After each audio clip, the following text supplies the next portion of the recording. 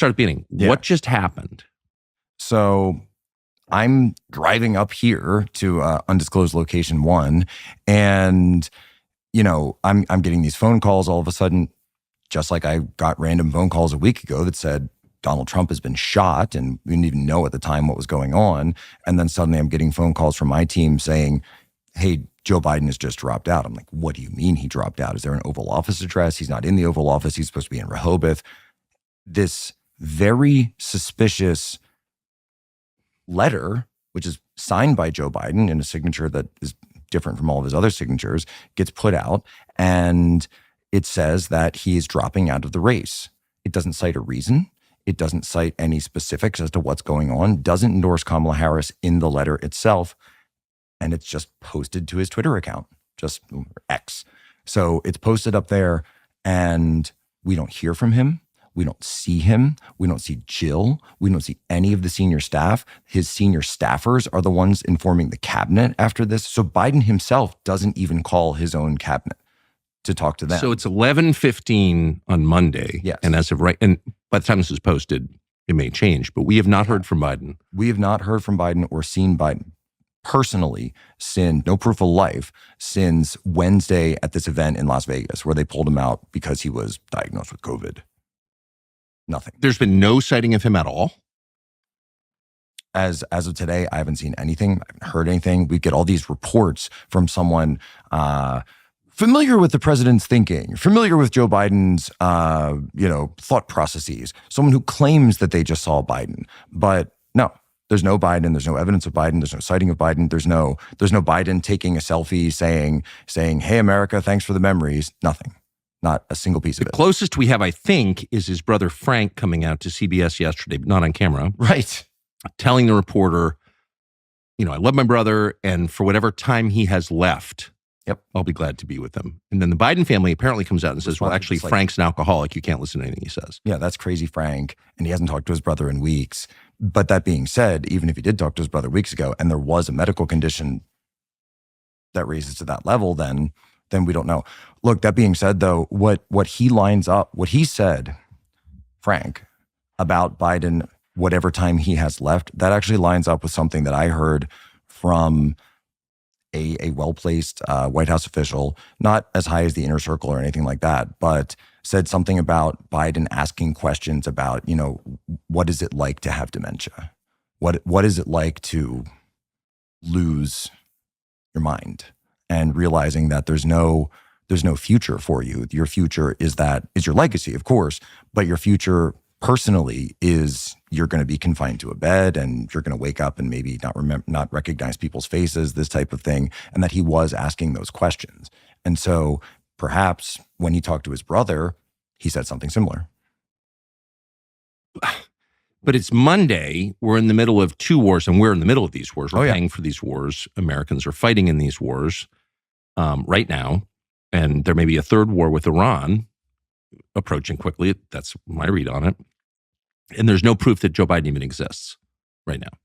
There's nothing. This is even Khrushchev. So when the Soviets wanted to get rid of Khrushchev in 1964, he was on vacation, and he's down in, I guess it's in the Republic of Georgia now, in Abkhazia, and he's on the beach, and Brezhnev and all the guys get together in the Kremlin, and they say, okay, we're done with this guy. He's old. We're pushing him out. They're like, we're not going to wait for death of Stalin on him. We're just going to go in and decide we're making the move. They get with the KGB because Brezhnev had already kind of maneuvered everything, so his guys were in power, and they run the full Unhumans playbook on him and say, you're done.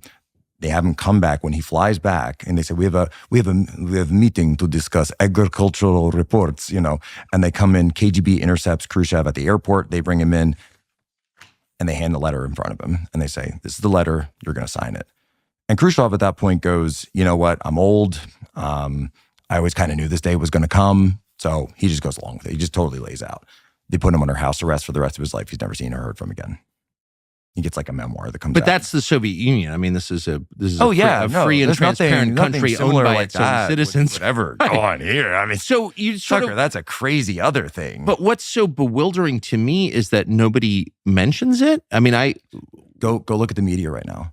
if Wired.com, it's a conspiracy theory to say that this was a coup. There's this whole hagiography that's going on right now of, oh, it was this tense decision that Biden was grappling with. But we don't know any of that. Oh, of course we do. We've been informed by people close to his thinking that this is exactly how it went down. And of course, none of us were in the room. None of us got to see any of this, but we're all told, no, this is exactly what happened.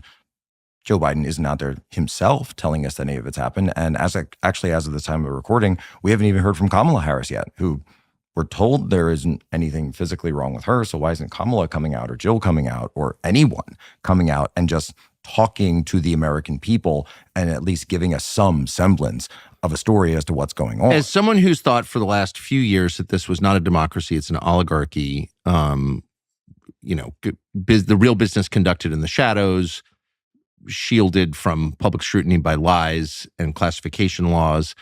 I've thought all that for a while because it's clearly true. But to see that all revealed, they just took the mask off. So what is shocking. What you're seeing is a layer being pulled back, and the core is never revealed. So in the intelligence community, you would say, all right, if your cover is blown, or you've got an issue with your cover, you've got an issue with our identity, whatever it is, someone's asking questions about the operation, you never come out and say, well, you got me, I'm CIA, yep, Langley sent me. No, what you would do is that you would peel back a layer and say, okay, I may have lied about this thing, but here's what's really going on. But you never get to the full truth. So think of it as layers of an onion, for example. So you never get to the core. Just one peel comes off, and now we're going to go with that. So the peel that's coming off right now is, yes, Leviathan does have to show itself in order for this move to take place. And that's what's happening. So this idea that you live in, that they promote a lot more than Republicans promote, by the way, that we live in a democracy and the people are the ultimate arbiters of sovereignty and justice in America. And we're fighting to protect our democracy. By the way, we're protecting our democracy from Donald Trump, who's the biggest threat to democracy. But this guy, well, we don't like him anymore, so we're just going to remove him, and we're going to pull his money, and we're going to pull his delegates. And then actually, to me, the most interesting thing that I see is when you watch all these delegates, all these delegations are coming out now. North Carolina has decided they're behind Kamala Harris, and New York says they're behind Kamala Harris, and each delegation starts going. This is like watching the election results in North Korea. Because what do you mean the delegates are suddenly for Kamala Harris? The delegates were voted for by the people of the Democrat Party. Like 14 million people or something voted in this election, and suddenly their votes don't matter anymore. And the oligarchs have just decided. It does seem like we're at a point where all of a sudden it happened fast. We're beyond words and rhetoric, beyond politics, beyond process even. And we're dealing with people who are absolutely willing to kill other people for power. Like, that's real. Of course. And to stage a coup against an elected president who supposedly got 15 million more votes than any president in history. Where are all the Biden voters? But it's like nobody even cares about all that stuff. None of that was ever real. Now they're admitting it's not real. And it's just the people with the guns are in charge. It does feel that way.